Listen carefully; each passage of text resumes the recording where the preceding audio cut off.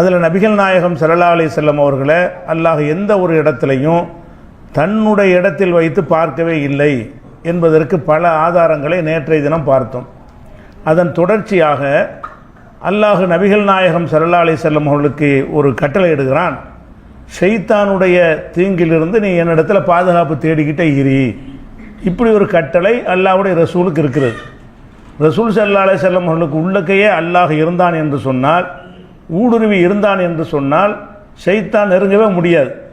ஷைத்தான்கிட்ட இருந்து நீ பாதுகாப்பு தேடலை என்று சொன்னால் உன்னையும் ஷைத்தான் ஆக்கிரமித்து விடுவான் என்பதற்காக வேண்டி அல்லாஹ் என்ன கட்டளை இருக்கிறான் என்றால், முகமதே நீ ஷைத்தான்கிட்ட இருந்து என்னிடத்தில் பாதுகாப்பு தேடிக்கிட்டே இருக்கணும். இறைவா, இந்த ஷைத்தான் நெருங்காமல் என்னை காப்பாற்றுவாயாக என்று கேட்க சொல்லுகிறான்.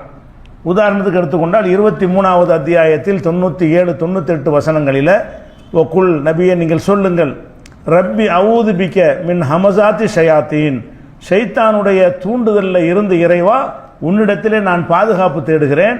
வ அவுது பிக்க ஐ யஹ்லுரூன், அந்த ஷைத்தான்கள் என்னிடத்தில் வருவதை விட்டும் உன்னிடத்தில் பாதுகாப்பு தேடுகிறேன். ஷைத்தான் என்கிட்ட வருவான், வராமல் நீ தான் பாதுகாக்கணும். ஷைத்தான் எனக்குள்ள வருவான், ஊடுருவாமல் நீ தான் எனக்கு பாதுகாப்பு கொடுக்கணும் என்று நபியே நீ என்னிடத்தில் பாதுகாப்பு தேடு. பாதுகாப்பு தேடுன்னு சொன்னால் என்ன அர்த்தம்? அல்லாஹ் நபிகளுக்குள்ளே இல்லை, மனிதர் மாதிரி தான் இருக்கிறாங்க. ஷைத்தான் எல்லா மனிதர்கிட்டையும் போகிற மாதிரி வழிகெடுக்க எல்லா முயற்சியும் பண்ணுவான். ஆனால் அல்லாஹ்விடத்தில் இந்த பாதுகாப்பு தேடுவதன் மூலமாகத்தான் அந்த பாதுகாப்பை அவர்கள் பெற முடியும்.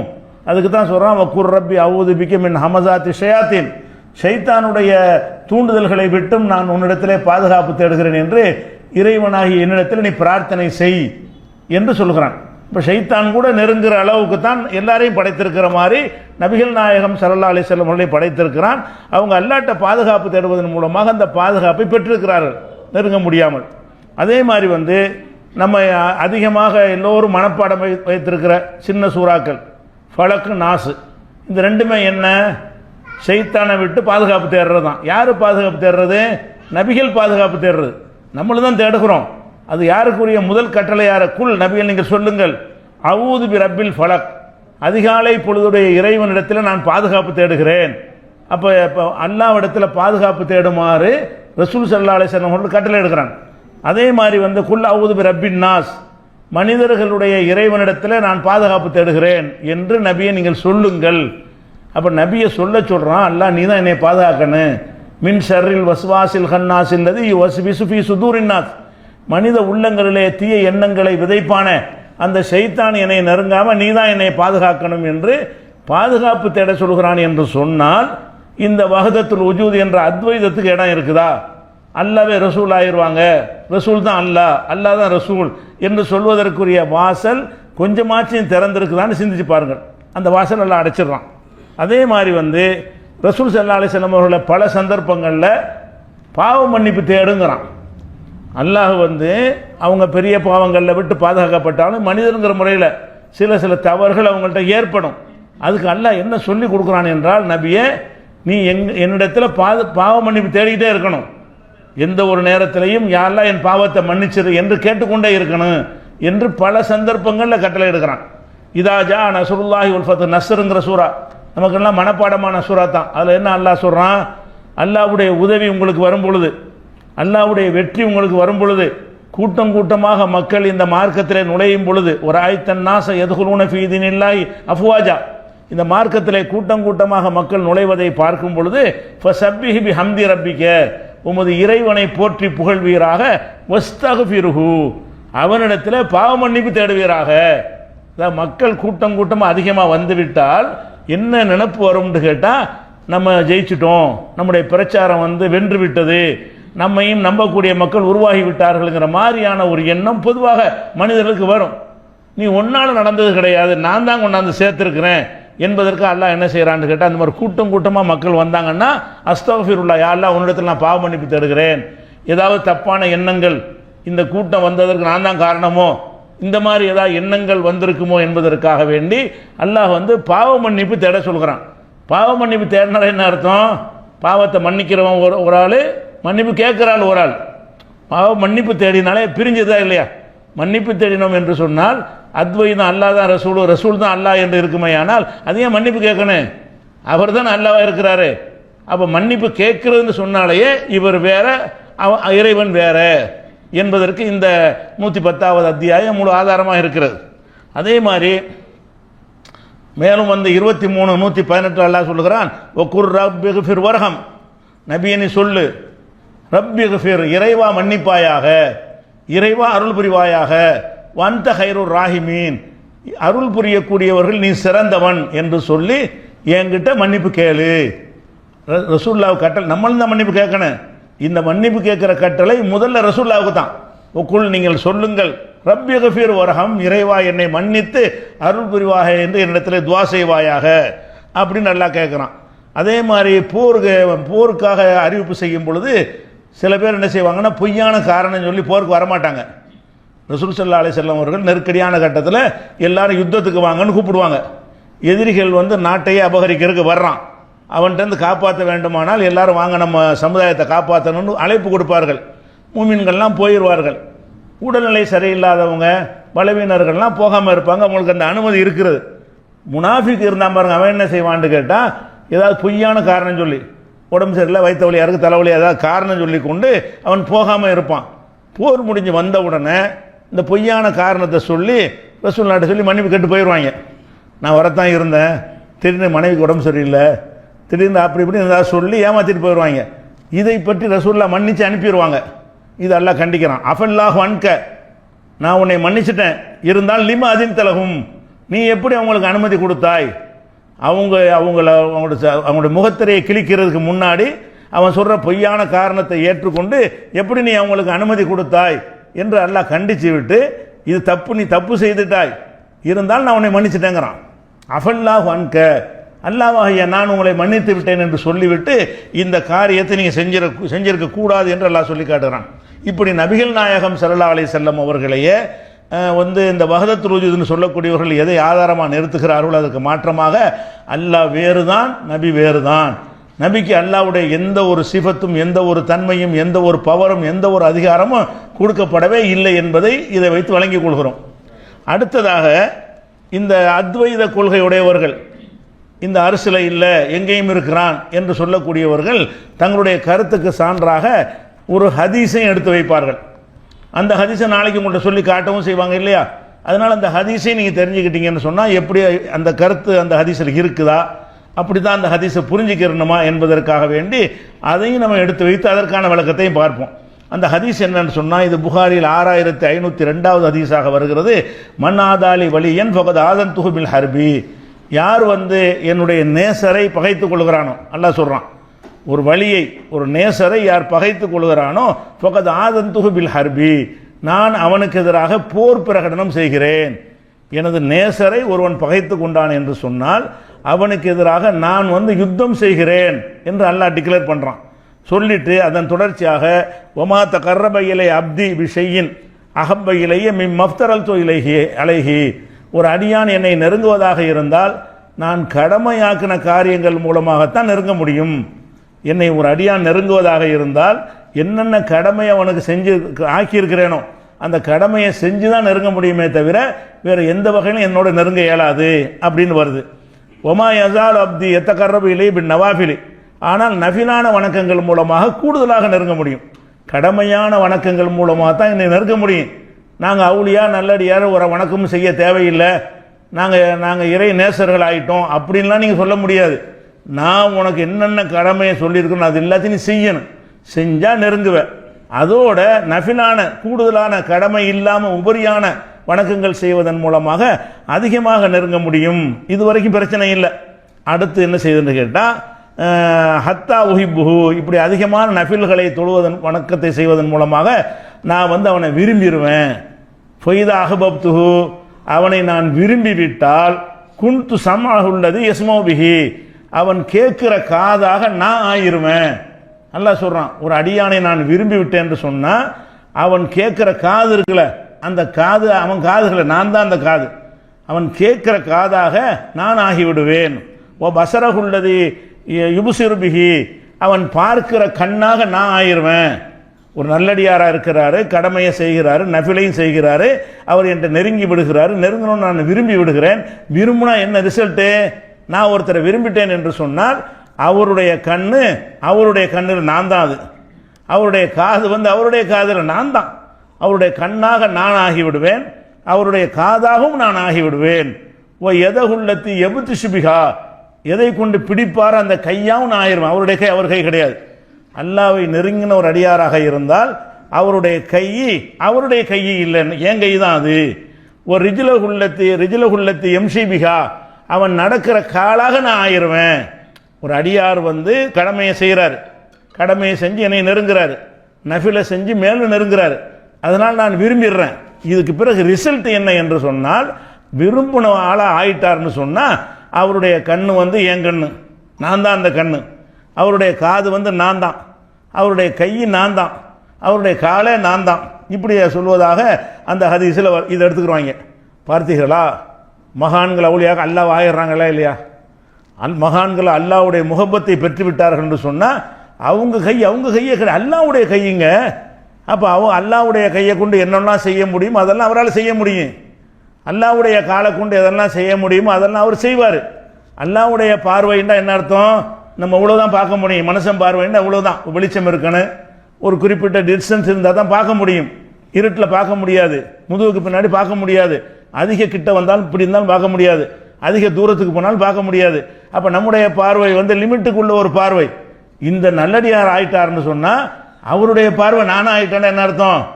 அந்த மகான் எங்கே வேணாலும் பார்ப்பார், இங்கேருந்து அரசை கூட பார்ப்பார், அதில் பாதாளத்தையும் பார்ப்பார், முதுகுக்கு பின்னாடி பார்ப்பார், எல்லாத்தையும் அப்படின்னு அர்த்தம் வருதுல்ல.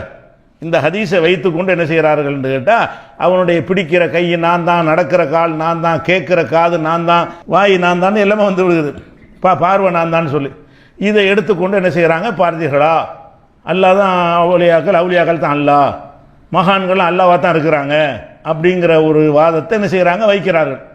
இந்த மாதிரி இந்த கருத்து நேரடியாக வச்சு அந்த கருத்து தான் தருகிறது. ஆனால் இது இப்படியே மொத்த குரானில் இதே மாதிரி சொல்லப்பட்டிருந்தால் இதை இப்படி புரிஞ்சுக்கிற வேண்டியதான். மொத்த குரான்லையே அல்லாஹ் தான் அவுலியா, அல்லாஹ் தான் ரசூல் தான் அல்லான்னு சொல்லி மொத்த குரானில் சொல்லப்பட்டிருந்துச்சுன்னு சொன்னால் அதை ஒட்டி இதையும் புரிஞ்சுக்கிட்டு போயிடலாம். இதுக்கு மாற்றமாக தான் மொத்த குரான் சொல்லப்பட்டிருக்கு. அதை தான் 4 நாளாகவும் பார்த்தோம். 4 நாளாக சொன்ன விஷயங்கள்லாம் எதை காட்டுதுன்னு கேட்டால், அல்லாஹ் வேற ரசூல்லா வேற ஆயிடுச்சே. இந்த அவுலியாலாம் விட்டு தள்ளுங்க, அல்லாஹ் வேற ரசூல்லா வேற, அடிமை தான், அவங்களுக்கு எந்த பவரும் கிடையாது. அப்படி அல்லாஹ் சொல்லி இருக்கும் பொழுது அதுக்கு மாற்றமாக இதுக்கு விளக்கம் கொடுக்கிறதா, அதுக்கு இணங்கி விளக்கம் கொடுக்கிறதா? இதை கொண்டு அதில் மோத விட முடியுமா? அல்லாஹ்வுடைய கை ஆக முடியாதுன்னு அவ்வளோ ஆதாரங்கள் இருக்கிறது. அல்லாஹ்வுடைய காதாக அவர் ஆக முடியாது, மனுஷன்தான், அல்லாஹ் தான் என்று இவ்வளோ ஆதாரங்கள் இருக்கும் பொழுது அந்த ஆதாரத்துக்கு மாற்றமாக இதை விளக்கம் கொடுப்பதா? இது ஒரு இலக்கியமாக சொல்லுவோம்ல, அவர் நம்முடைய வலது கை, அவர் நமக்கு நெருக்கமானவர்னு சொல்வதற்கு இந்த மாதிரி வாசகத்தில் என்ன செய்வோம்? அந்த பயன்படுத்துவோம். ஒருத்தர் அல்லாஹ் நேசித்து விட்டான் என்று சொன்னால் அவருடைய கைக்கு நான் பவர் கொடுப்பேன், அவருடைய பார்வைக்கு என்ன செய்வேன்? நான் பக்கபலமாக நிற்பேன், அவருடைய செவிக்கு நான் உதவி செய்வேன், அப்படி அர்த்தம் தான் கொடுக்கணும்.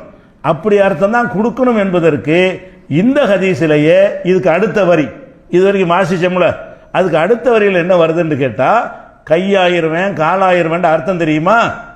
இன் சஅலனி ல ஊத்தி என்னஹு, அவன் என்னிடத்தில் கேட்டால் நான் கொடுப்பேன், அதான் அர்த்தம்.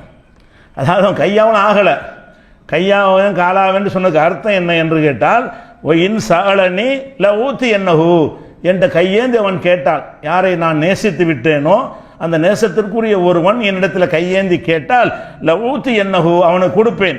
உலகி நிஸ்தாதனி ல ஊய்தன்னஹு, என்னிடத்தில் பாதுகாப்பு தேடுவானேயானால் அவனுக்கு பாதுகாப்பு கொடுப்பேன்.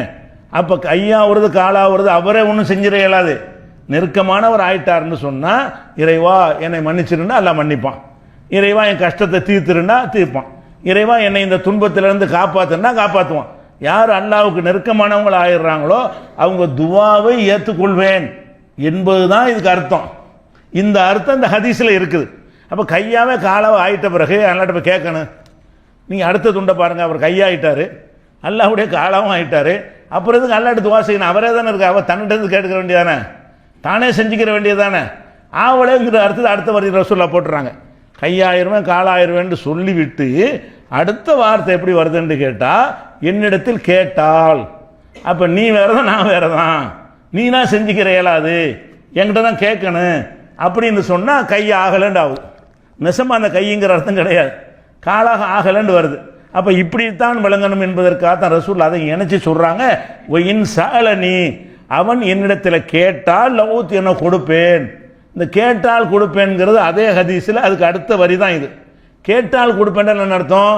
நான் கொடுப்பவன், நீ கேட்குறவன், நீ என்கிட்ட வாங்குறவன் அடிமை, நான் உனக்கு எஜமான். மற்றவங்க கோரிக்கையை விட நீ கேட்குறத கூடுதல் கவனம் எடுத்துக்கொள்வேன்.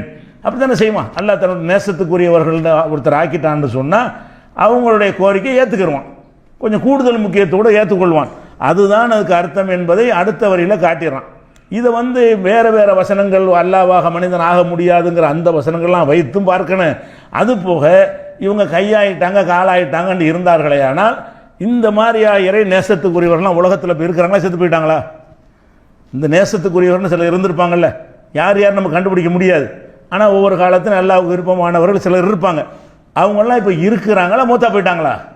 மூத்தா போயிட்டாங்க. மூத்தா போயிட்டா விளங்குகிறது அல்லாஹ்வுடைய கையை அவங்க ஆகலன்னு. அல்லாஹ்வுடைய கையான அல்லாஹ் மூத்தா போக மாட்டானே, ஹய்யுல் கையூம்ல அல்லாஹ்வுடைய ஒரு சிபத்து என்ன? உயிரோடு உள்ளவன் மாத்திரமல்ல, ஹய்யூம், நித்திய ஜீவன், என்றென்றும் உயிரோடு இருப்பவன், சாகாதவன், சாகாமல் உயிரோடு இருப்பவன் என்பது அல்லாஹ்வுடைய சிபத்தில் ஒரு சிபத்து. அப்போ இவர்கள் எல்லாம் ஒரு அவுலியா மகான் பெரியார் யாரை வேணா வச்சுக்கிறங்க, அவங்களும் அல்லாஹ்வுடைய கையாயிட்டாங்க, அல்லாஹ்வுடைய காலாயிட்டாங்க அப்படின்னு சொன்னால் அல்லாவா ஆயிட்டாங்கன்னு சொல்ல வர்றீங்க. அல்லாஹ் சாகுவானா? சாக மாட்டான். இவர் அல்லாவா ஆயிட்டாருன்னு சொன்னால் அப்போ நீங்கள் சாகாமல் 1400 வருஷமாக உயிரோடு இருக்கலாம். கொண்டாந்து காட்டு பார்ப்போம். 1400 வயசு உடைய ஒருத்தரை கொண்டாந்து காட்டு, ஒரு 1000 வயசு உடைய ஒரு ஆளை கொண்டாந்து காட்டு பாருங்க, இன்னும் சாகாமல் இருக்காரு, 1000 வயசாச்சு இன்னும் சாவலை, இந்த 500 ஆண்டுகளாக நல்லடியாராரு கொடுத்துரு காட்டு பார்ப்போம். எல்லாம் 65 70 எல்லாம் போயிட்டு தான் இருக்கிறாங்க, எல்லாரும் போன மாதிரி போயிட்டு இருக்கிறான். எந்த ஒரு நல்லடியார்னு சொல்லி கொண்டு சராசரி வயசுக்கு விட அதிகமான வயசு படுத்தவராக யாரையும் நீங்கள் பார்க்க முடியல. அப்போ உலகம் படைக்க ரசூல்லா காலத்திலிருந்து இன்றைய காலம் வரைக்கும் உள்ள காலத்தில் கூட ஒரு நபர் இந்த இருக்கார் பாருங்க, அல்லாஹ்வுடைய நேசத்துக்குரியவர், இவர் தான் கையானவர், இவர் தான் கால ஆகி போனவர், இவர் தான் அல்லாஹ்வுடைய காது, இவர் தான் அல்லாஹ்வுடைய பார்வை, இந்த பாருங்க இருக்காரு சாவலை. அல்லாஹ் எப்படி சாக மாட்டானோ சாகாமல் இருக்காரு, இனிமேலும் இருப்பார், கேமரா வரைக்கும் இருப்பார் அப்படின்னு காட்டு பார்ப்போம். ஒரு ஆளை காட்டு, ஒருவரை காட்ட முடியல. அப்போ எப்போ மௌத்தாகி விடுகிறார்களோ அவங்க எப்படி அல்லாஹ்வுடைய கையாவாங்க? அல்லாண்டாலே என்ன இருக்கக்கூடாது, மரணம் இருக்கக்கூடாதுல்ல. ஒரு அல்லான்னு நீங்கள் அல்லாஹ்வுடைய தன்மை இருக்குன்னு சொல்லிட்டாலே அதுக்கு ஃபர்ஸ்ட் இலக்கணம் என்ன? ஹய்யுல் கையூம், அல்லாஹு லா இலாஹ இல்லாஹுவல் ஹய்யுல் கையூம், என்றென்றும் உயிரோடு இருப்பவன். என்றென்றும் உயிரோடு இருப்பவன்கிறது ஒருத்தர் தென்பட்டால் தான் அவர் அல்லாஹ்வாயிட்டார் நீங்கள் சொல்ல முடியும். என்றென்றும் உயிரோடு இல்லையே, ஒரு ஆள் இல்லையே, அப்படிங்கும்போது அந்த அர்த்தம் இல்லை. அந்த அர்த்தத்தில் இது சொல்லப்பட்டது இல்லைன்னு விளங்கிக்கிறது. அதுலேயே பிற்பகுதியில் என்ன சொல்லப்படுது? அதாவது இவர்கள் கேட்டால் நான் கொடுப்பேன், பாதுகாப்பு தேடினால் பாதுகாப்பு அளிப்பேன், இதாதுக்கு அர்த்தம்.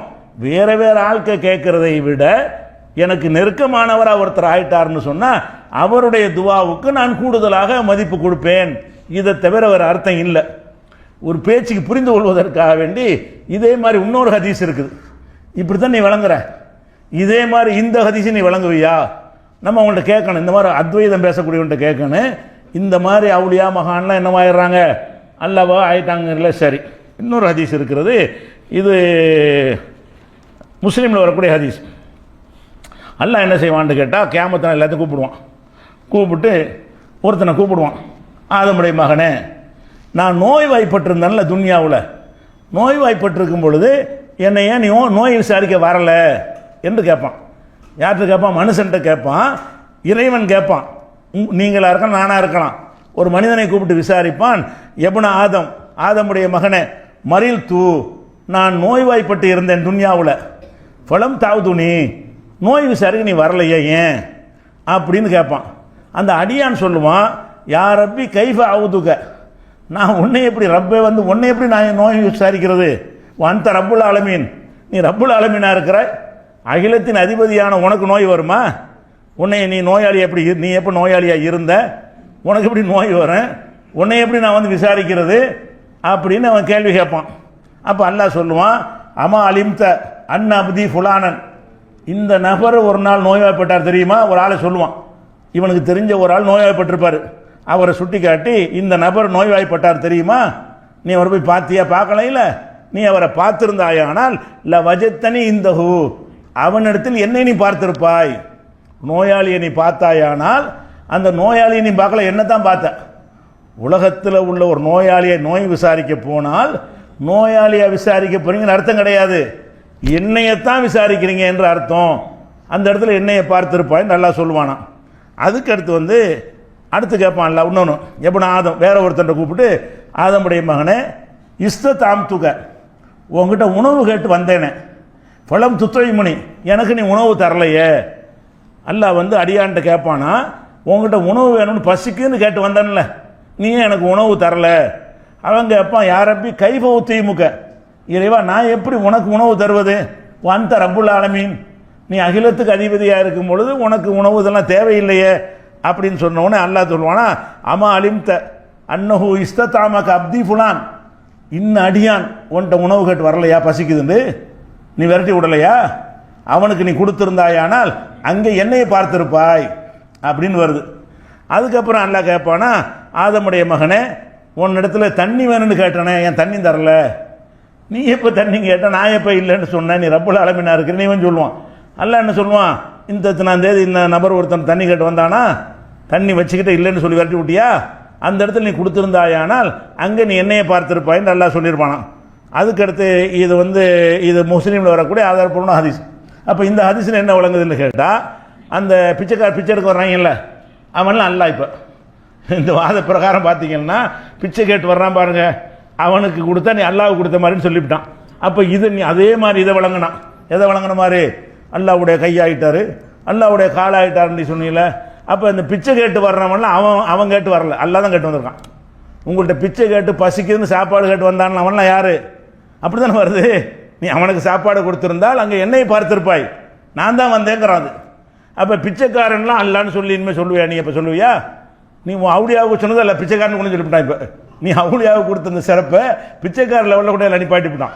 அவன் பிச்சைக்காரன் என்ன வயிறான், தண்ணி கேட்டு வந்தவன்லாம் பிச்சைக்காரன் தானே, சாப்பாடு கேட்டு வந்தவன்லாம் யாரு, பிச்சைக்காரன் தானே. நோய்வாய்ப்பட்டவன்லாம் யாரு, நோய்வாய்ப்பட்டு கிடக்கிறான், நோயாளிகள் பூரா யாரு, அல்லாஹ் தர்கா கட்டு நோயாளிக்கலாம், பிச்சைக்காரனுக்குலாம் தர்கா கட்டு. ஏன் அவன் பிச்சைக்காரன் கிடையாது, அல்லாஹ் அப்படி தானே வருது. பிச்சைக்காரங்க அவன் உணவு கேட்டு வந்தவன் அவன் பிச்சைக்காரன் கிடையாது, அல்லாஹ் தான். அவனுக்கு நீ கொடுத்துருந்தால் அவன்கிட்ட நான் தான் இருந்தேன் அப்படின்னு சொன்னால் அதுக்கு என்ன அர்த்தம், இதை எப்படி வழங்கி கொள்கிறோம், பிச்சைக்காரன் அல்லான்னு வழங்கினீங்களா, உங்கள் இதே குறுக்கு புத்தியில் வழங்கினா இப்படி தானே வழங்கணும். அதை விளங்கின மாதிரி இதையும் வழங்குவதாக இருந்தால் அதில் கையாவது காலாவது உறுப்பத்தான் வருது, மொத்தமாகிடுறாங்க. அதை விட டாப் இது. அதுலையாச்சும் கண்ணு காது கை கால் 4 தான் வருது, இதில் என்ன வருது, அந்த பிச்சைக்காரனே அல்லாஹ் தான். நீ அவனுக்கு உணவு கொடுத்திருந்தால் அவனிடத்தில் என்னையை தான் பார்த்திருப்பான், நான் தான் அது.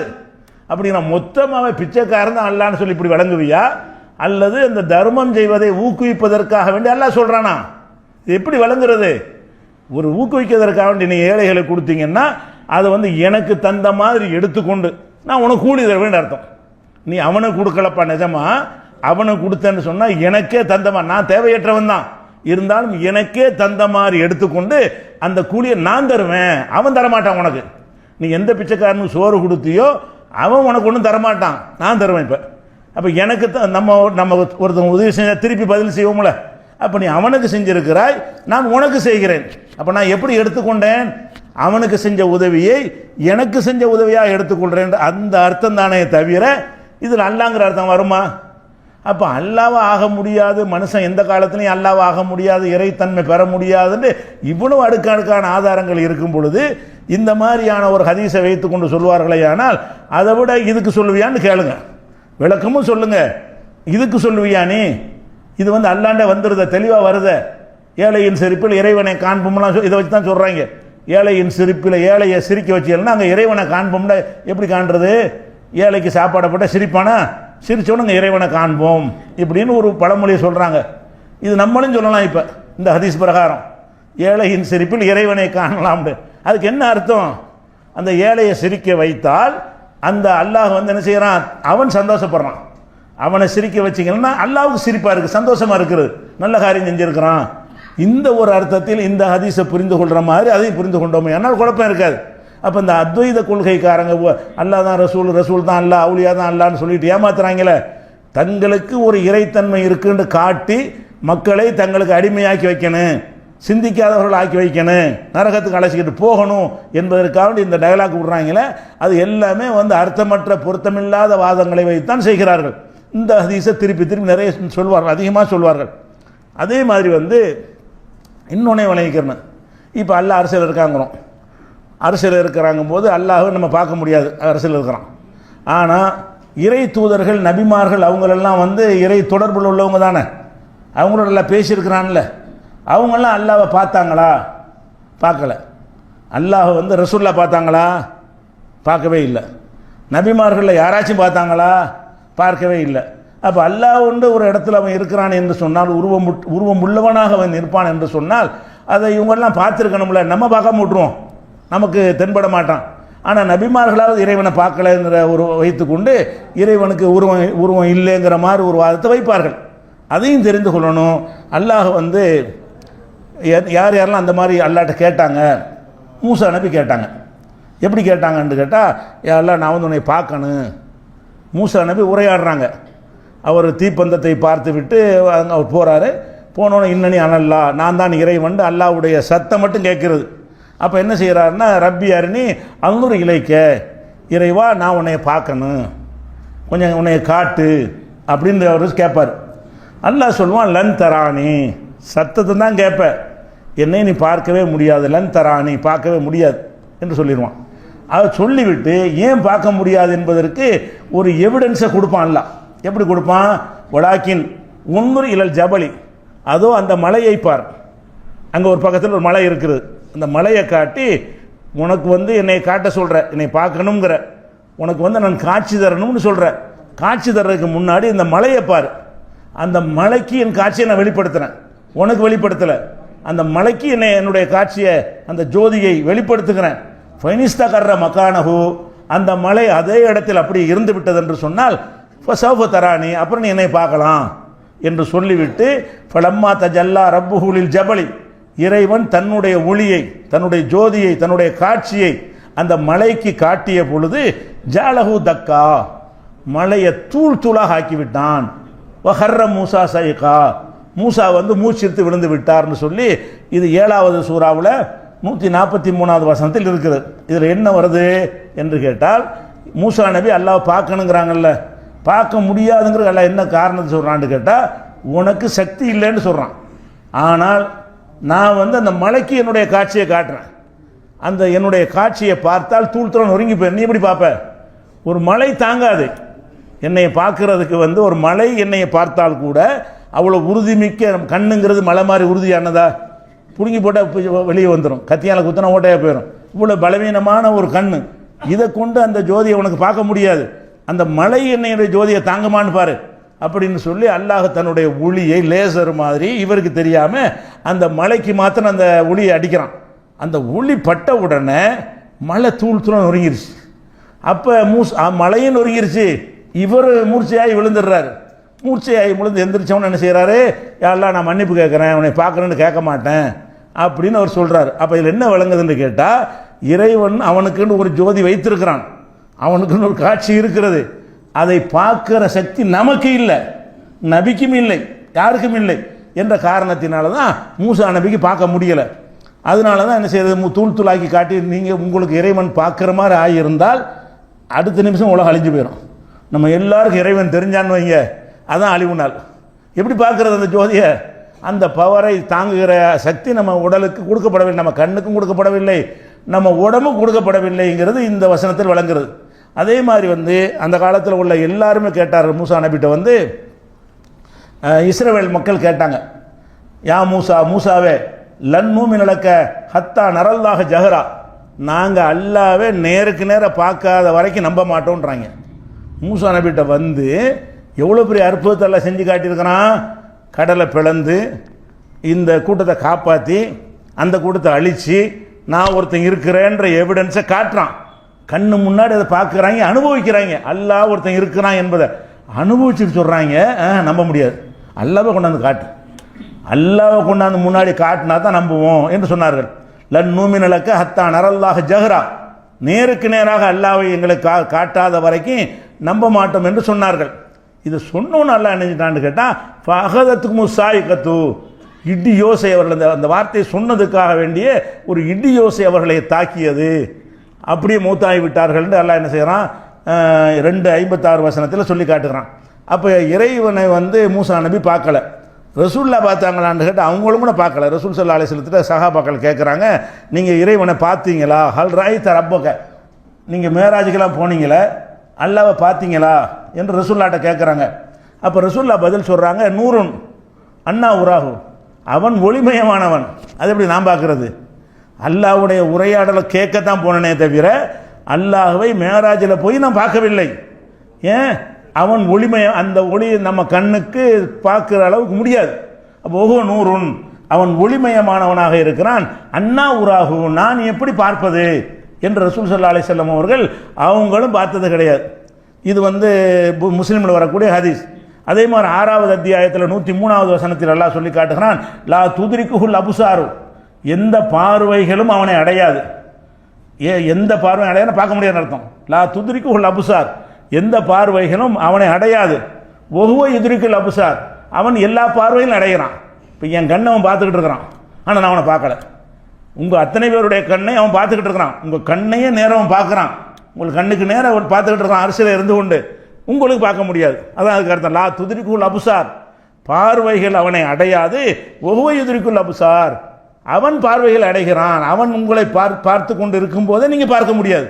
அவன் எங்கிட்ட இருக்கிறான்டா ஒரு அர்த்தம் சொல்லலாம், உங்களுக்கு நேரத்தான் இருக்க, உங்களை பார்க்குற மாதிரி தான் அரசியலேருந்து பார்த்துட்டு இருக்கிறான், ஆனால் உங்களுக்கு பார்க்க முடியாது என்று 6:103 வசனத்தில் இருக்கிறது.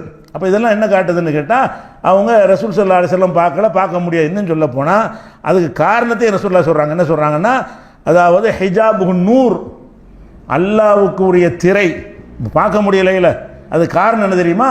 ஹிஜாபுஹு நூர், ஒளிதான் அவனுக்குரிய திரையாக இருக்கிறது, வெளிச்சம்தான் அவனுக்குரிய திரையாக இருக்கிறது.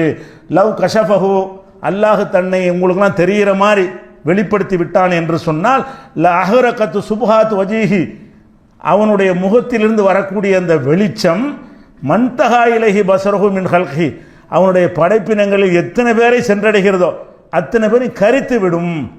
அல்லாஹ் உங்களுக்கு தென்படணும் நீங்கள் நினைக்கிறீங்கல்ல, அப்படியா நான் பார்க்கணுமான்னு உங்களுக்கு காட்ட ஆரம்பிச்சிட்டான்னு சொன்னால், அல்லாஹ்வுடைய பார்வை எதன் மீதெல்லாம் படுகிறதோ அந்த ஒளியை விலைக்கு காட்டினான் என்று சொன்னால் அத்தனையும் கருகி விடும் என்று ரசூல் ஸல்லல்லாஹு அலைஹி வஸல்லம் சொல்லி பார்க்க இயலாதுன்ட்டாங்க. பார்க்க இயலாது என்பதற்கு காரணம் உருவமற்றவன்கிறது கிடையாது, அதை பார்க்க நமக்கு சக்தி இல்லை. அதை பார்க்க எந்த நபியுடைய கண்ணுக்கோ மகான்களுடைய கண்ணுக்கோ பெரியாருடைய கண்ணுக்கோ யாருடைய கண்ணுக்கு என்ன இல்லை, அவனை பார்ப்பதற்குரிய சக்தி கிடையாது என்று விளங்கிக்கிறோம். அதே நேரத்தில் ஆகிரத்தில் மறுமையில் நம்ம படைக்கப்படும் பொழுது பலவீனமாக இருக்க மாட்டோம். இந்த துன்யாவில் உள்ள உடம்பு பலவீனமானது. மறுமையில் நம்ம எப்படி படைக்கப்படுவோம்? இளைஞராக எல்லாம் எழுப்பப்படுவோம். முதுமையே வராதனால என்ன அர்த்தம்? எதையும் தாங்கக்கூடிய ஒரு உடம்பாக நம்மளை எல்லாம் என்ன செய்யறான்? படைக்கிறான். அழியவே மாட்டோமே.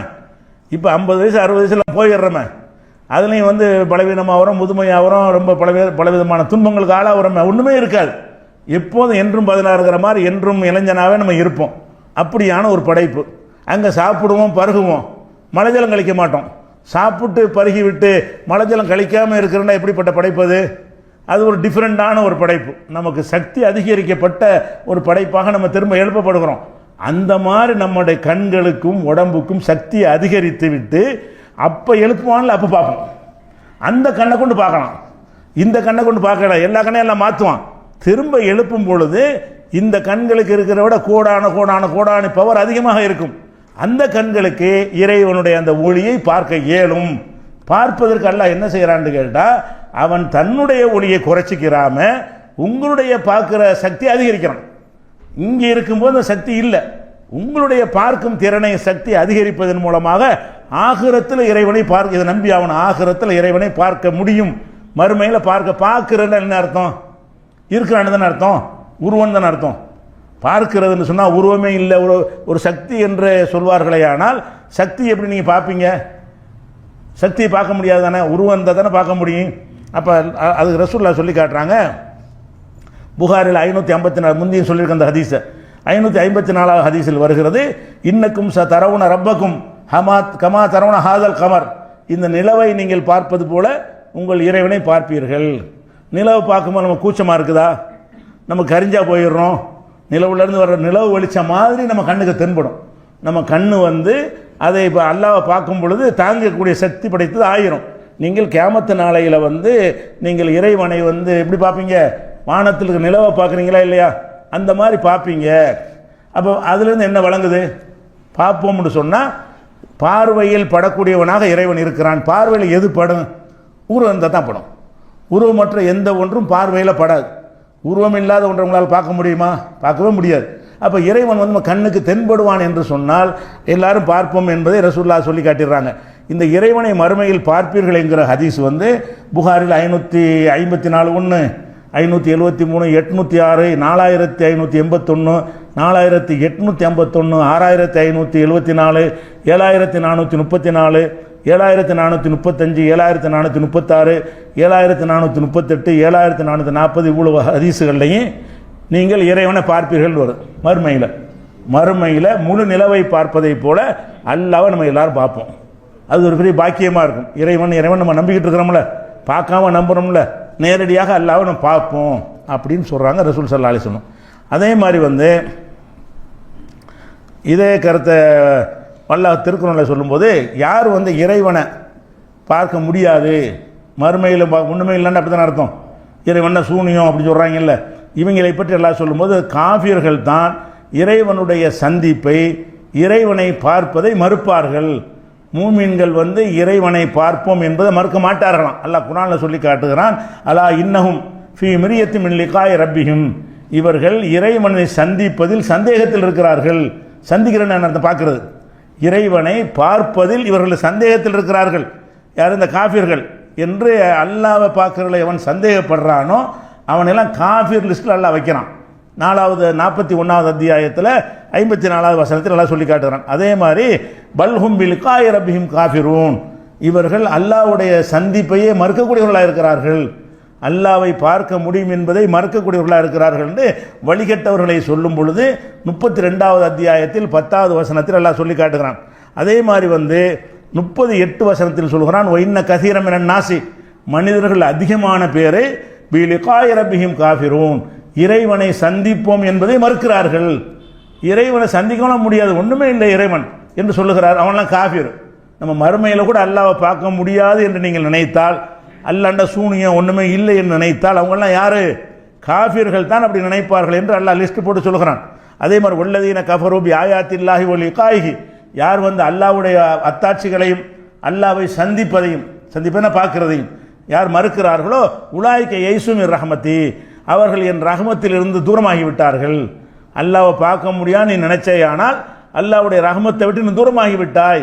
நம்ம ஒவ்வொரு முஸ்லீமும் நம்பணும், நம்ம அல்லாஹ் நிச்சயமாக பார்க்க போகிறோம், அல்லாஹ்வை சந்திக்க போகிறோம், அல்லாஹ்வோட உரையாட போகிறோம், நேருக்கு நேர கண்ணாக அல்லாஹ் நமக்கு தெரிய போகிறான், அப்படி நம்பணுமே தவிர அதை மறுத்தால் காஃபிர்களுங்கிற அளவுக்கு சொல்லப்படுதுன்னா என்ன அர்த்தம்?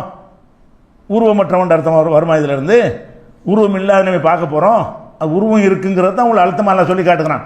அதே மாதிரி உலாய்க்கல்லதீன கஃபரு பி ஆயாத்தி ரப்பிஹிம் லிகாயிஹி, அல்லாஹ்வுடைய வசனங்களையும் சந்திப்பையும் யார் மறுக்கிறார்கள் அவர்கள் ஹபித்தத் அமாலுஹும், அவங்களுடைய அமல் அழிந்து விட்டது.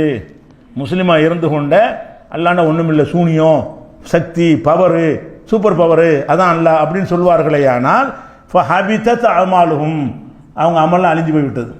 அவங்க தொழுகிற நோன்பு எல்லாம் நீ அல்லாவே சூனியம் ஆகிவிட்ட, யார் எப்படி உங்களுக்கு கூலி தர்றது?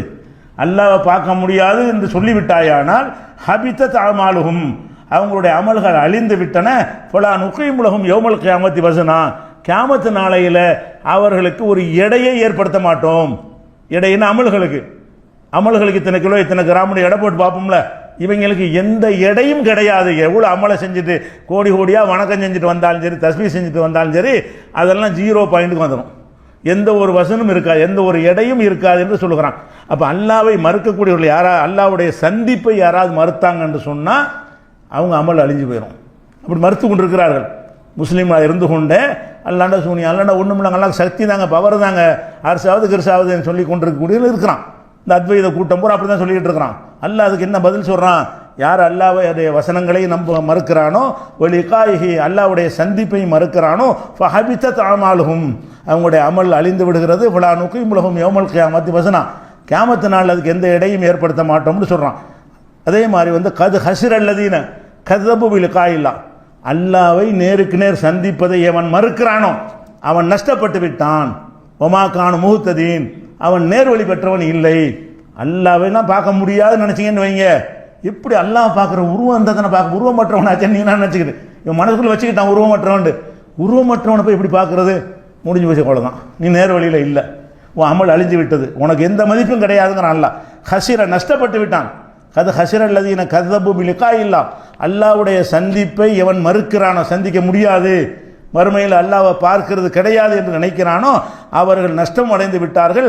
ஒமா கானு முஹ்ததீன், அவர்கள் நேர்வழி பெற்றவர்களாகவும் இல்லை என்று அல்லாஹ் சொல்லி காட்டுகிறான். அதே மாதிரி வந்து ரசூல்லாட்ட வந்து என்ன செஞ்சாங்கன்னா, இந்த குரானை தவிர வேற குரானை கொண்டு வா பார்ப்போம் என்று கேட்டாங்க ஒரு தடவை. அதுக்கு அல்லாஹ் பதில் சொல்கிறான், ஒய்தா துத்லா அலைஹிம் ஆயாத்துனா பையினாத், நம்முடைய தெளிவான வசனங்கள் ஓதி காட்டப்படும் பொழுது காலல்லதீன லா யர்ஜூன லிகாஅனா, நமது சந்திப்பை எவன் மறுக்கிறானோ, என்னை சந்திக்க வேண்டும் என்று மறுக்கிறான், அவன் கேட்குறான் ஏத்திபி குரானின் கைரிஹாதா, வேற குரானை கொண்டு வான்னு கேட்குறான், என்னை சந்திக்கணும்னு நினைக்கணும் கேட்க மாட்டான். இது காஃபியருடைய வாதமாக எடுத்து வைக்கிறான். அதான் அல்லாவை பார்க்க முடியாது என்று ஒருவன் சொல்லுவானே, ஆனால் அவன் காஃபிரு, அவன் முஸ்லீமுடைய வாதம் அல்ல என்று அல்லாஹ் கேட்டுக்கிறான். அதே மாதிரி வந்து நதருள்ளதீன லா யர்ஜூன லிகாஅனா, நமது சந்திப்பை யார் நம்ப மறுக்கிறார்களோ அவர்களை ஃபீ துகுயானிஹிம் யாமஹூன், அவர்களுடைய வழிகேட்டில் தடுமாறக்கூடியவர்களாக விட்டு விடுவோம். எவன் வந்து அல்லாஹ்னா ஒன்றுமில்லை சூனியம் பார்க்க முடியாதுன்னு சொல்லுகிறானோ அவன் எங்கே இருப்பானா, வழிகேட்டில் விட்டுருவேன், அப்படி அதான்டா வழிகேட்டு நாசமாக போடான்றான்ல. அப்போ அல்லாஹ்வை எப்படி நம்பனு, அவனுக்கு ஒரு உருவம் இருக்கிறது, அவனை பார்க்க முடியும், அரசில் வீட்டில் இருக்கிறான் என்றெல்லாம் நம்பாமல் அல்லாஹ்னா ஒரு சக்தி, அல்லாஹ்னா ஒரு பவர், அதை ரோசிக்கிற வேண்டியதான், அதுக்கு மேலே ஒன்றும் கிடையாது என்று நீங்கள் சொன்னீர்களே, ஆனால் அது வழிகேடு, வழிகேட்டில் உங்களை விட்டு விடுவோம் என்று அல்லாஹ் வந்து 10வது சூராவில் 11வது வசனத்தில் அல்லாஹ் சொல்லி காட்டுகிறான். அதே மாதிரி வந்து இன்னல்லதீன லா யர்ஜூன லிகாஅனா, என்னை சந்திப்பதை யார் நம்ப மாட்டார்களோ அவர்கள் ரலூபில் ஹயாத்தி துன்யா, இந்த துன்யாவுடைய வாழ்க்கையில் திருப்தி பெற்று கொண்டிருக்கிறார்கள், ஆகரத்தில் ஒன்றும் கிடையாது என்கிற கருத்துப்பட அல்லாஹ் வந்து உலாய்க்கமா வாகும் முன்னார், அவர்கள் தங்குமிடம் நரகம்தான். விமாக்கான அல்லாஹ்வை சந்திக்க இயலாதுன்னு சொல்லிவிட்டு நீங்கள் எவ்வளோ வணக்கம் செஞ்சாலும் சரி, உலாய்க்கமா வாகும் முன்னார், அவர்கள் தங்குகிற இடம் நரகமாகும். பிமாக்கானு எக்ஸிபோன்னு சொல்லி 10வது சூறாவில் 8வது வசனத்தில் எல்லாம் சொல்லி காட்டுகிறான்.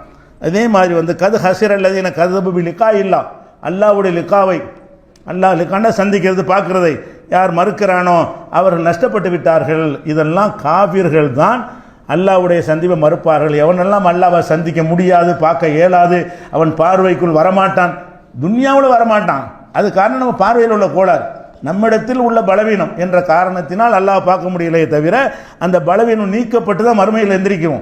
மறுமையில் எழுப்பும் போது இந்த பலவீனம் இருக்காது, திடகாத்திரமான உடம்போடு இருப்பான், சோறு வராது, முதுமை வராது, நோய் வராது, மூக்கு சளி கூட வராது. இப்படியான வித்தியாசமான ஒரு படைப்பாக அல்ல திரும்ப நம்மளை படைக்கிறான். இந்த படைப்புக்கு அந்த படைப்பும் கோடான வித்தியாசம் இருக்கும். பல கோடி ஆண்டுகள் வாழணுமே, இதெல்லாம் 60 வருஷத்துக்கு உள்ள பாடியை தான் எல்லாம் படைச்சு வச்சிருக்கிறான், அதுக்கு இவ்வளோ போதும். ஆனால் அந்த படைப்பு எப்படி ஹாலிதீன ஃபிஹா, என்றென்றும் நிரந்தரமாக இருக்கிற படைப்பு. நிரந்தரமாக இருக்கிற படைப்புன்னா எல்லாமே என்ன செய்யணும், அழியாமல் இருக்கிற ஒரு படைப்புன்னா அதுக்கு தகுந்த மாதிரி எல்லாமே ஸ்ட்ராங்காக இருக்குமா இல்லையா, அது மாதிரி கண்ணும் ஸ்ட்ராங்காக இருக்கும். அந்த கண்ணு ஸ்ட்ராங்காக இருக்கும்போது அந்த ஸ்ட்ராங்கான கண்ணை கொடுத்து விட்டு எல்லாம் என்ன செய்கிறான், என்னை பாடுறான்னு சொல்லி பார்க்க வைக்கிறான்னு சொல்லப்படுது. இது முக்கியமான நம்பிக்கை. இதில் நிறைய பேர் குறை செய்கிறார்கள் அல்லாஹ் புரிந்து கொள்கிற விஷயத்தில். அதே மாதிரி வந்து முஸ்லீம்களை பற்றி சொல்லும் பொழுது இதெல்லாம் காபிர்கள் சொல்லிட்டானா, முஸ்லீம்கள் எப்படி நம்பணும் என்று சொல்லும் பொழுது உஜூஹுன், சில முகங்கள், யௌமைதீன், அன்றைய நாளில் மஹ்ஷர்ல நிற்போம்ல, அந்த நாளில் சில முகங்கள் நாதிரத்துன், பசுமையாக இருக்கும், இலா ரப்பிஹா நாதிரா, தன் இறைவனை பார்த்து கொண்டு இருக்கும். அந்த நாளில் மஹ்ஷர்ல போனோன்னே அல்லாஹ் பார்த்து ரசிச்சுக்கிட்டுருப்போம். எல்லாருக்கும் என்ன செய்யும், அல்லாஹ்வை பார்த்து அது அந்த மகிழ்ச்சியில் முகம் வந்து பசுமையாக இருக்கும்னு அல்லாஹ் சொல்கிறான், மலர்ச்சியாக இருக்குமா. நம்ம பார்க்க விரும்பத்தக்க ஒன்றை பார்த்தா எப்படி ஒரு மாற்றம் ஏற்படுது. விருப்பமான ஒரு ஆணை நீங்கள் பார்க்கிறீர்கள், விருப்பமான ஒரு பெண்ணை பார்ப்பீர்கள், விருப்பமான ஒரு சுற்றுலா தலத்தை பார்ப்பீர்கள், பார்த்த உடனே கண் மலர்ந்து அப்படி முகத்தில் தென்படுமா இல்லையா, அந்த மாதிரி இறைவனை வந்து பார்க்கும் பொழுது முகம் மலர்ச்சியாக இருக்கும். இலா ரப்பிஹா நாதிரா, தன் இறைவனை பார்த்து கொண்டிருக்கும். அப்போ அல்லாஹ்வை பார்த்து கொண்டிருக்கிறது சில முகங்கள். சில முகங்கள் இருட்டடிச்சு போயிருக்கும். யாரு அவனுக்கு பார்க்க முடியாது, சிலர்களெல்லாம் தடுத்துருவான். சில முகங்கள் இந்த பார்வையில் என்ன செய்யும் ஒரு மகிழ்ச்சியோடு இருப்பார்கள் என்று 75வது சூறாவில் 23வது வசனத்தில் எல்லாம் சொல்லி காட்டுகிறான். தஹியத்துஹும் இன்னும் சொல்ல போனால் அல்லாஹ்வை சந்தித்து அல்லாஹ்வுக்கு சலாம் சொல்லுவோமா. சலாம்னா என்ன? சாந்தி, சாந்தின்னா அமைதி கொடுப்பாயாகன்ற அர்த்தம். தஹியத்துஹும் அவர்களுடைய தஹியத்து காணிக்கைன்னா முகமன் கூறுவது, வாழ்த்து கூறுவது. யௌம எல்கவுனு அல்லாஹ்வை சந்திக்கக்கூடிய நாளில் அவருடைய காணிக்கை சலாம் என்று சொல்லிக்கொண்டு அல்லாஹ்வை பார்த்து சலாம் சொல்வார்கள். சலாம்னா என்ன? அல்லாஹ்வுக்கு துவா செய்கிறேன்னு இல்லை. சலாம் என்றால் சாந்தி எங்களுக்கு கிடைத்து விட்டது என்கிற மாதிரி அந்த வார்த்தையை யூஸ் பண்ணுவாங்களாம். அப்போ மகசரில் ஒருக்கா பார்ப்பாங்களாம், அல்லாஹ்வை சொர்க்கத்தில் ஒருக்கா பார்ப்பாங்க. அடிக்கடி நம்ம பார்ப்போம். அங்கே தான் கோடானு வருஷம் இருக்கும் பொழுது அடிக்கடி பார்க்கணுமா இல்லையா? அந்த அல்லாஹ்வுடைய சந்திப்பு அடிக்கடி கிடைக்கும். அப்போ இது 33வது சூறாவில் 44வது வசனத்தில் இருக்கிறது. மன்கான எர்ஜு லிகா அல்லாஹ், யார் வந்து அல்லாஹ்வுடைய சந்திப்பை நம்பிக்கை கொள்கிறானோ அவன் தெரிஞ்சு கொள்ளுங்கள் ஃபைன் அஜலல்லாஹியாத், அல்லாஹ்வுடைய இந்த தவணை வந்து அல்லாஹ்வுடைய இந்த காலக்கெடு வந்தே தீரும், சந்திக்கத்தான் செய்வாய். சந்திப்போம் என்று இவன் நம்புகிறானோ அவன் சந்தித்தே தீர்வான் என்று 29வது அத்தியாயத்தில் 5வது வசனத்தில் எல்லாம் சொல்கிறான். ஃபமன்கான எர்ஜு லிகா ரப்பிஹி, யார் தன் இறைவனை நேருக்கு நேர் பார்க்க ஆசைப்படுகிறானோ ஃபல்யாமல் அமலன் சாலிஹான அமல்களை, நல்ல அமல்களை அவன் செய்யட்டும். வலா யுஷ்ரிக் பி இபாதத்தி ரப்பிஹி அஹதா, அல்லாஹ்வுக்கு எதையும் இணை கற்பிக்காமல் இருக்கட்டும். நல்ல அமல் செய்யி ஷிர்க் வைக்காத. யாரு அல்லாஹ்வை பார்க்கணும்னு நினைத்தால் இவர்களுக்கு அந்த பாக்கியம் கிடைக்கும். அல்லாஹ்வை யாருக்கு பார்க்க முடியும்? ஷிர்க் வச்சவனு பார்க்க முடியாது. கோபப்பார்வை கிடைக்கும், அது வேறு விஷயம். அந்த இன்பத்தோடு லைத்து பார்க்கிற பார்வை இருக்கு இல்லையா, அது கிடைக்காது. ஃபமன்கான எர்ஜு லிகா ரப்பி ஃபல்யாமல் அமலன் சாலிஹான நல்லறங்களை செய்யட்டும். வலா யுஷ்ரிக் பி இபாதத்தி ரப்பிஹி அஹதா, தன் இறைவனுடைய வணக்கத்தில் யாரையும் கூட்டாக்கி விட வேண்டாம். இது 18:110 அல்லாஹ் சொல்லி காட்டுகிறான். அதே மாதிரி ஃபஸ்ஸிலுல் ஆயாத், இந்த ஆயாத்துகளை எல்லாம் உங்களுக்கு நான் தெளிவுபடுத்துகிறேன். எதற்கு தெரியுமா? இந்த குர்ஆன் வசனங்களை எல்லாம் தெளிவுபடுத்துகிறேன். எதுக்கு முக்கியமான நோக்கம் என்ன தெரியுமா? லஅல்லக்கும் லிகாஇ ரப்பிக்கும் தூக்கினோன், இறைவனை பார்க்க போறோன்னு நீ நம்பணும். அதுக்கு தாண்டி அந்த வசனத்தை இறக்குறங்கிறான். இந்த குர்ஆனை தந்தது அதுக்கு தான். குர்ஆனை தந்ததை எதுக்கு என்று சொன்னால் என் இறைவனை நான் பார்ப்பேன் என்று நீ நம்பணும். ஃபஸ்ஸிலுல் ஆயாத்தி, இந்த வசனங்களை அல்லாஹ் உங்களுக்கு தெளிவாக்குகிறான். எதற்காக என்றால் லஅல்லக்கும் பிலிகாஇ ரப்பிக்கும் தூக்கினோன், அல்லாஹ்வுடைய லிகாவை, அல்லாஹ்வுடைய சந்திப்பை, அல்லாஹ்வை பார்ப்பதை நீங்கள் நம்பணும். அந்த நம்பிக்கை உங்களுக்கு உண்டாக்கணும். அந்த நோக்கத்திற்காகத்தான் நான் என்ன செஞ்சிருக்கிறேன்? இந்த குர்ஆனே தந்திருக்கிறேன். குர்ஆன் வந்த நோக்கமே இறைவன் இருக்கிறான், அவன் பார்க்கக்கூடிய வகையில் இருக்கிறான், உருவத்தோடு இருக்கிறான், அரிசில் இருக்கிறான், நாங்கள் எல்லாரும் பார்ப்போம் என்று நீங்கள் நம்புறதுக்காகத்தான் இந்த வசனங்களே தந்திருக்கிறோம் என்று அல்லாஹ் என்ன செய்கிறான்? 13வது சூறாவில் 2வது வசனத்தில் சொல்லி காட்டுகிறான். அதே மாதிரி வந்து நூஹ் நபி காலத்தில் வந்து அப்பாவி மக்கள் தான் நூஹ் நபிட்ட இருந்தாங்க. வசதி படைத்தவன், திமிரு பிடிச்சவங்க எல்லாம் எதிரியாக இருந்தாங்க. அப்போ என்ன செய்கிறாங்கன்னு கேட்டால் அவங்கெல்லாம் விரட்டி விட உன்ட்ட சேர்ந்துக்கிறோங்கிறாங்க. அப்போ நூஹ் நபி சொல்கிறாங்க, ஒமா அன பி தாரிதில்லதி நாமனும் இன்னமும் முலாக்கு ரப்பியும், இறைவனை சந்திக்க இருக்கிறோம் என்று நம்புகிற இந்த மக்களை நான் விரட்ட மாட்டேன். இந்த என்னோடு இருக்கிற மக்கள்லாம் யார்? அல்லாஹ்வை பார்க்க போகிறோம் நம்புகிற மக்கள். நீ வந்து அல்லாஹ்வை பார்க்குற நம்பாத மக்கள். நான் வந்து இவர்களை விரட்டி விட்டால் நாங்கள் வருவோம்னு கேட்குறாங்க. இந்த பாமர மக்களை நீ விரட்டி விட்டாயானால், கீழ் சாதி மக்களை விரட்டி விட்டாயானால் நாங்கள் மேல் சாதி மக்கள் உனக்கு சப்போர்ட் பண்ணுவோம் என்று கேட்கிறார்கள். அதுக்கு அந்த நபி என்ன பதில் சொல்கிறாருன்னு கேட்டால், மா நபி தாரில்லதீன ஆமனும் இன்னமும் முலாக்கு ரப்பியும், இறைவனை பார்ப்போம் என்று நம்புகிறார்களே அந்த மக்கள் நான் விரட்ட முடியாது. அவன் தான் எனக்கு தேவை.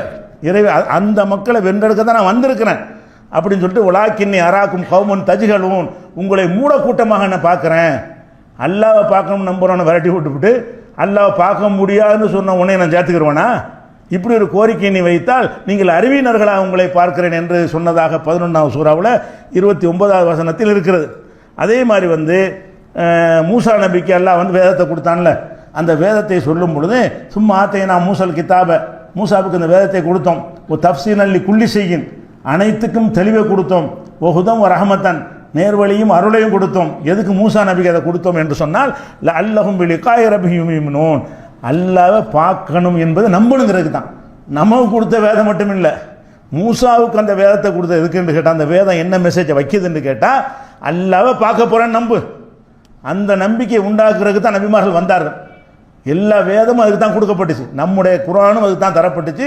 முந்தைய நபிமார்களுக்கு கொடுத்த வேதம் எதுக்கு என்று சொன்னால், நம்ம இறைவனை பார்க்க போகிறோம், கண்டிப்பாக இறைவனை சந்திப்போம், நேருக்கு நேராக பார்ப்போம், இந்த நம்பிக்கையை நீங்கள் வளர்த்து கொள்வதற்காகத்தான் தரப்பட்டுச்சு என்பதை மூசா நபியுடைய விஷயத்தை வைத்து அல்லாஹ் என்ன செய்யறான், சொல்லி காட்டுறான். லஅல்லஹும் பிலிகாஇ ரப்பிஹிம் யூமினூன், தங்களுடைய ரப்புடைய லிகாவை, இறைவனுடைய சந்திப்பை அவங்க நம்ப வேண்டும் என்பதற்காகத்தான் மூசா நபிக்கு நேர்வழியான ஒரு அருளாக இருக்கக்கூடிய ஒரு வேதத்தை கொடுத்தோம்.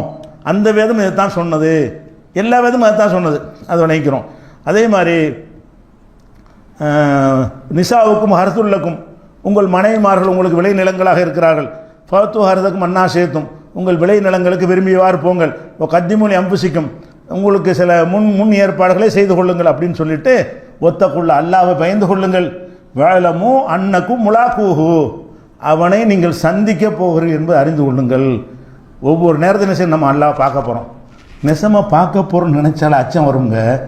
அவனுக்கு முன்னாடி நிற்கணுமே, நின்றா கேட்பானே, ஒவ்வொன்றுக்கும் பதில் சொல்லணுமே, அவன்கிட்ட மறைக்க முடியாத அந்த அச்சம் வரும்போது நம்முடைய வாழ்க்கை இப்படி மாறி போயிடும்.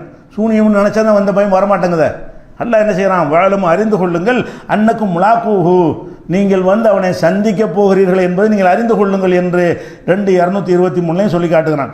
அதே மாதிரி தொழுகையை கொண்டும் பொறுமையை கொண்டு உதவி தேடுங்கள் என்று சொல்லிவிட்டு, அது யாருக்கு சுமையாக இருக்கும் என்றால் இறையச்சமுடைய மக்களுக்கு தவிர மற்றவங்களுக்கு அது பாரமாக இருக்கும் என்று சொல்லிவிட்டு, அந்த நல்லவர்கள் யார் என்று கேட்டால், அல்லதீன யதுனூன அன்னஹும் முலாக்கூ ரப்பிஹிம், தங்கள் இறைவனை சந்திக்க போற நினைக்கிறார்களே அவர்களை தவிர மற்றவர்களுக்கு பாரமாக இருக்கும். வஸ்தஈனு பிஸ்ஸப்ரி வஸ்ஸலா, பொறுமையை கொண்டும் தொழுகையை கொண்டும் நீங்கள் உதவி தேடுங்கள். இன்னஹால கபீர், அது பெரிய விஷயம், எல்லாருக்கும் முடியாது.